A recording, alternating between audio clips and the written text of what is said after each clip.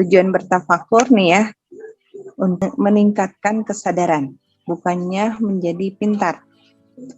Manakah yang lebih utama, kepintaran atau kesadaran?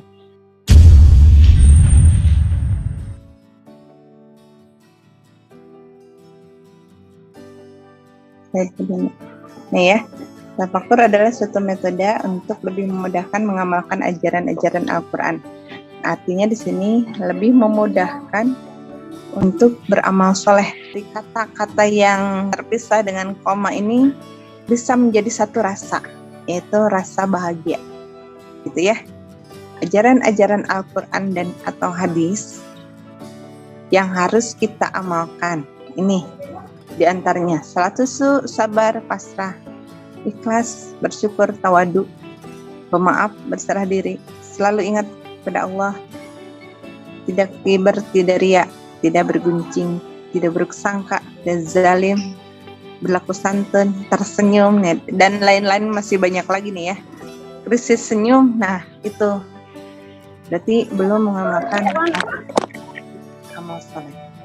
Tujuan bertafakur nih ya, untuk meningkatkan kesadaran, bukannya menjadi pintar.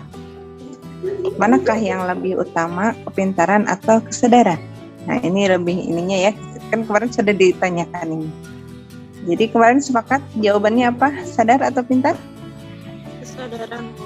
Kesadaran. Sadar, Bu. Iya, oke, terima kasih. Berikutnya, nah ini contoh. Manakah yang benar? Manakah yang benar? Tafakur atau tafakur? Kalbu ataukah kalbu? Nah, di bawah ada penjelasan nih. Kalau misalnya Bapak Ibu akan bertanya memilih salah satu kata yang di atas itu mendiskusikan, maka kita mempersoalkan hal ini membuat jadi pintar. Ya, jadi tafakur, kalbu atau kalbu. Ini kita mendiskusikan, akhirnya akal yang bekerja, akal yang mendominasi, menentukan. Oh iya, kita berpendapat nih, tidak dengan rasa gitu ya. Nah, dalam bertafakur tidak mempersoalkan istilah, tetapi pemahaman makna di balik istilah itu. Nah, contoh kedua, mengapa kurban harus kambing atau sapi? Mengapa tidak diganti ayam saja? Pembahasan ini membuat jadi pintar, bukannya jadi sadar. Sama dengan yang tadi ya. Apakah kita setelah mengetahui ayam tidak bisa digunakan untuk berkurban, nah apakah salat kita jadi khusyuk? Sabar, pasrah, ikhlas, bersyukur, tawadu. Nah itu ya. Nah, gunakan hati dan sadari. Yang penting itu bukanlah banyaknya yang kita pelajari, melainkan seberapa banyak yang telah dipelajari itu menghasilkan amal yang diridhoinya atau amal soleh itu ya. Nah, kegiatan tafakur itu berpikir menggunakan akal, ya akal tadi, dan kalbu. Saat menggunakan akal berpikir membayangkan. Ya mungkin dirasakan ya, ketika berpikir nih membayangkan, berlogika itu ya namanya. Nah, ketika berpikir dengan kalbu itu merasakan atau menghayati ya, lebihnya ke situ. Baik. Oke, ini ilustrasinya dulu akal dan kalbu nih. Misalnya nih akal, nih kalbu. Saat belajar tentang kecerdasan akal, maka akal yang dibuka, kalbu tertutup nih. Jadi kita mendominasi kecerdasan akal. Akal berarti Bapak Ibu, kecerdasan akal ini sudah diproses sejak lahir dan setelah TK, SD, SMP, SMA sampai sekarang kuliah, itu kecerdasan akal.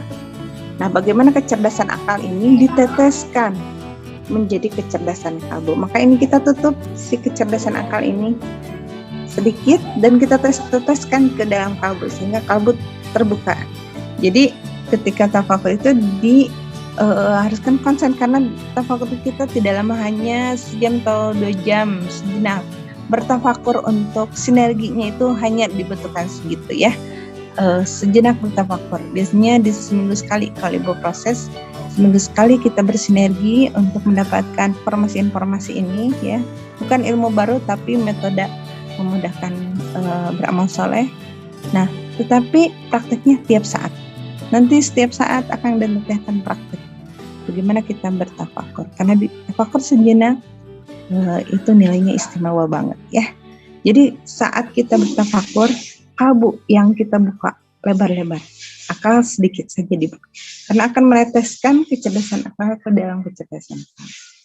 Sehingga bagaimana tandanya kalbu itu cerdas ya, menyadari, merasakan, menghayati seperti itu ya.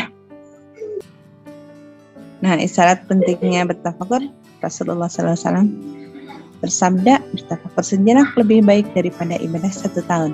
Nah, dalam keterangan lain disebut 60 tahun itu dalam kitab ya. Tapi bukan berarti udah ibadah 1 tahun akan Teteh enggak sholat jadinya. Nggak begitu ya. Kalimat bersayap ini, nah yang tadi itu ya, kalimat bersayap namanya. Ini dimaksudkan sebagai gambaran betapa pentingnya bertafakur. Tidak teredit nih. Bertafakur. Sama sekali bukannya ingin menjelaskan banyaknya pahala yang diperoleh bila kita bertafakur ya. Jadi bukan karena pahalanya banyak nih gitu ya, kita punya pahala di 60 tahun, enggak begitu, tapi betapa istimewanya tafakur ya. Karena itu akan memproses kemampuan kalbu kita, memproses keyakinan ilahiyah gitu. Nah, mengingat manfaat dari bertafakur yang besar ini. Nah, di sini ada pertanyaan, apakah kita bersinar gurau ya? Saat kita membahas ayat Al-Quran, hadis, apakah kita bersinar gurau? Nah, ya. Nah, peringatan Rasulullah SAW, janganlah engkau campurkan kebenaran dengan sinar gurau. Niscaya ia akan dimurahkan oleh hati. Banyak tertawa membuat hati mati. Rumus utama tafakur. Akal tanpa bimbingan Al-Quran itu tertipu. Bisa dirasakan nggak? Akal tanpa bimbingan Al-Quran itu tertipu. Coba kita berlogika, terus orang pintar, terus gitu. Tanpa panduan Al-Quran, dia tertipu. Nah, Al-Quran juga tanpa akal lumpuh. Tidak sedikit kan Al-Quran jadi hiasan lemari, tidak diproses oleh akal, maka lumpuh aja. Al-Quran tidak berfungsi apa-apa. Sadari hasil dari proses tafakur bila berlawanan dengan Al-Quran dan Sunnah Rasul adalah keliru. Nah ini hasil dari proses tafakur bila berlawanan dengan Al-Quran dan Sunnah Rasul adalah keliru ya, masih keliru nih kalau masih berlawanan. Wasiat Rasulullah SAW, kutinggalkan untuk kamu 2 perkara atau pusaka. Taklah kamu akan tersesat selama-lamanya selama kamu masih berpegang pada keduanya, yaitu Kitabullah dan Sunnah Rasul. Jadi Al-Quran di sini. Sadari selogis apapun argumentasinya, bila berlawanan dengan Al-Quran dan Sunnah Rasul sudah pasti salah. Iblis dilaknat Allah karena ia terjebak dalam kelogisan ya. Jadi iblisnya ini yang terjebak gitu. Contoh kelogisan yang tertipu. Al-Quran turun 1500 tahun yang lalu. Perlu direvisi agar selaras dengan kemajuan zaman. Nah, ini jelas tercantum dalam surat Ibrahim. Al-Quran ini penjelasan yang sempurna bagi manusia. Ya, gitu ya. Jadi yang di atasnya itu contoh kelogisan yang tertipu. Karena saya tidak melakukan perbuatan keji dan munkar, maka saya tidak perlu sholatnya. Tadi nih ya, contoh kelogisan tertipu. Kan tadi, kan kalau kita sholat itu untuk mencegah perbuatan keji dan munkar ya. Nah, karena saya tidak melakukan perbuatan keji dan munkar, saya tidak perlu sholat. Enggak juga, karena dalam Al-Quran ada perintahnya ya, dirikanlah sholat dalam surat Al-Isra. Sadari, orang yang paling rugi adalah orang yang merasa benar padahal sebenarnya ia keliru. Berikutnya, nah itu tadi beberapa slide yang ditayangkan oleh Teh Nina tadi adalah pengantar ya.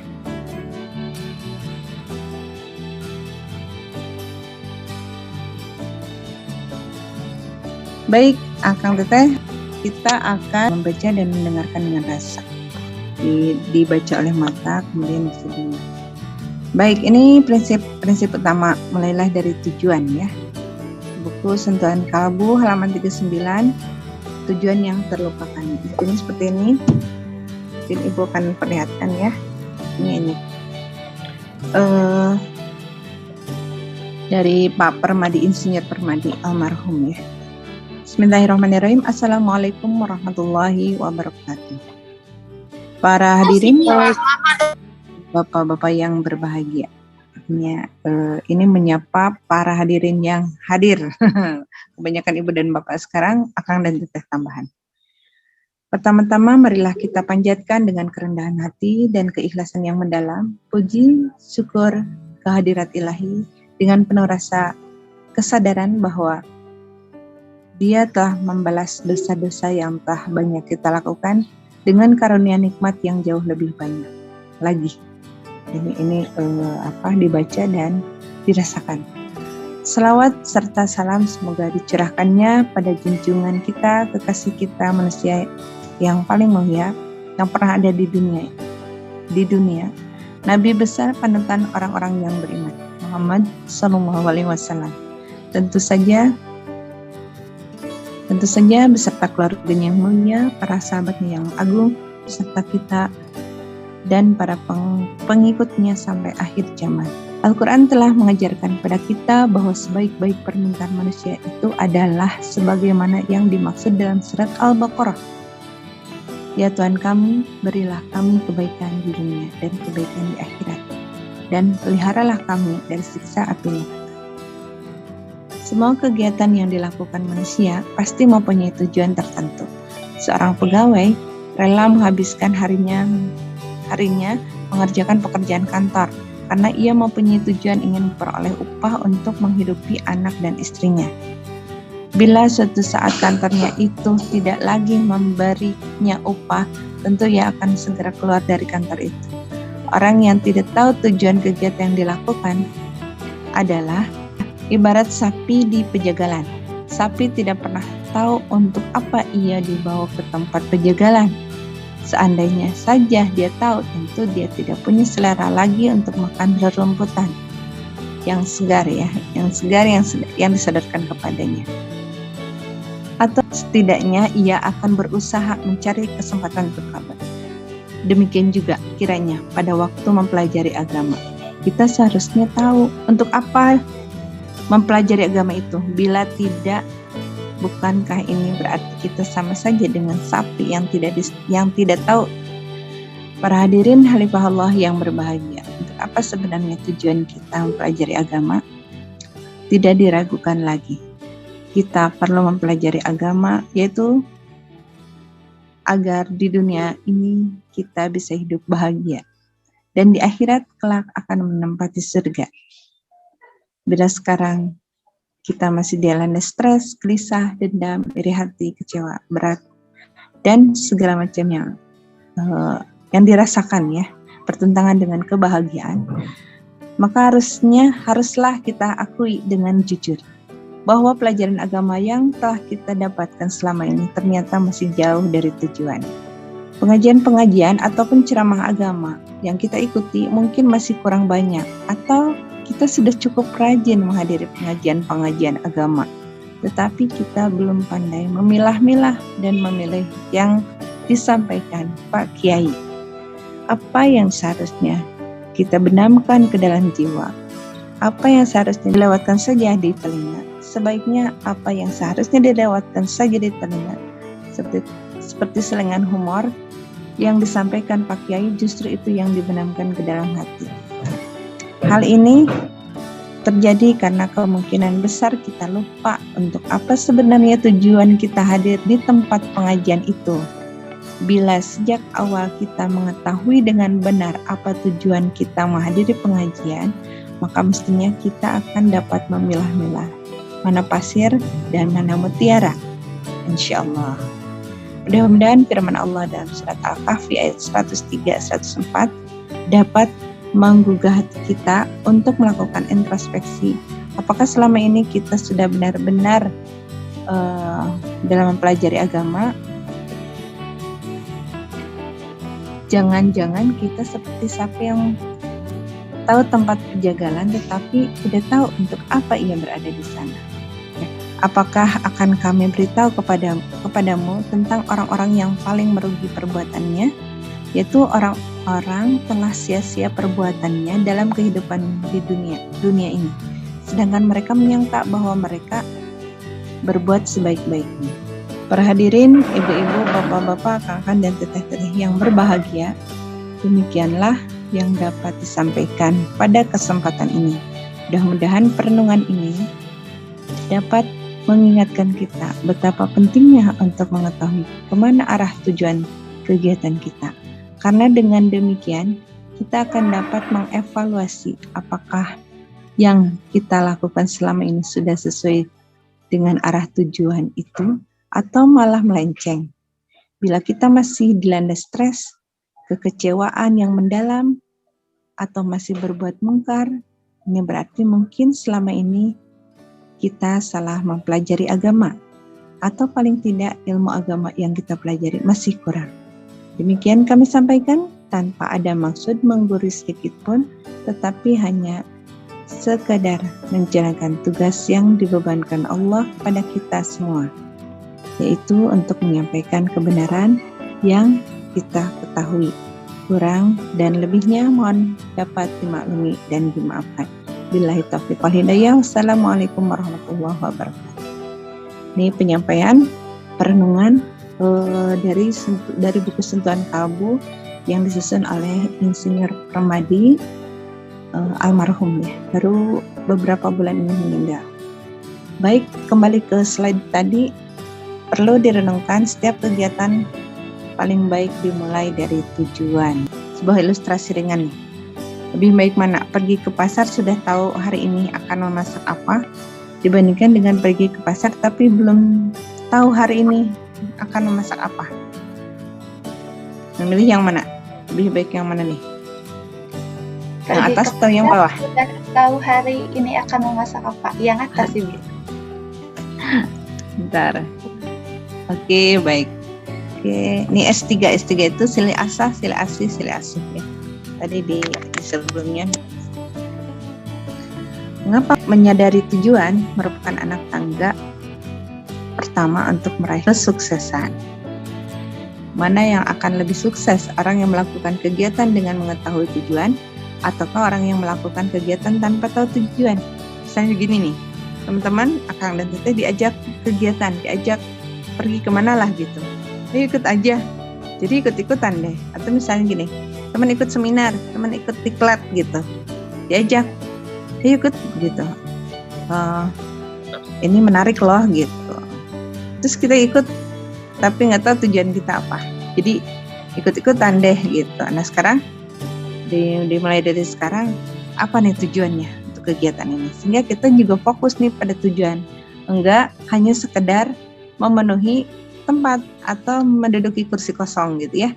Jadi kita sudah tahu tujuan ini untuk apa nih, membuat kita menjadi lebih berwawasan, sehingga kecerdasan akal kita menambah dan akan diteteskan untuk kecerdasan kalbu, seperti itu ya. Nah ini bisakah merasakan menyadari tujuan membuat nampak lebih jelas, nyambung atau tidak upaya yang kita lakukan. Benarkah salah satu upaya yang harus untuk jadi pengacara adalah belajar menari? Nyambung kan ya? Setujukah sunatullah kesuksesan adalah fokus dan konsisten? Setuju tidak? Setuju, Bu. Oke. Fokus dan konsisten ya. Baik, berikutnya. Belajar dari alam. Mengapa tetesan air dapat membuat batu cadas yang keras berlubang? Nah, jawabannya di bawah. Karena ia fokus dan konsisten. Silih asah, silih asih, silih asuh. Disingkat S3. Mungkinkah bisa fokus dan konsisten bila tidak menyadari tujuan? Nah, jadi terus akang dan teteh itu digiring untuk punya tujuan nih, tujuan hidup ini apa gitu, ya, agar kita bisa fokus, konsisten dan tidak banyak lagi, karena ini banyak nih lirik kanan lirik kiri itu banyak yang tidak membuat kita fokus gitu ya. Gunakan hati sadari tanpa menyadari tujuan yang akan diraih, tidaklah mungkin dapat fokus dan konsisten. Bercermin diri, setelah seluruh ajaran Islam aku pelajari, sudah sadarkah aku akan jadi apa?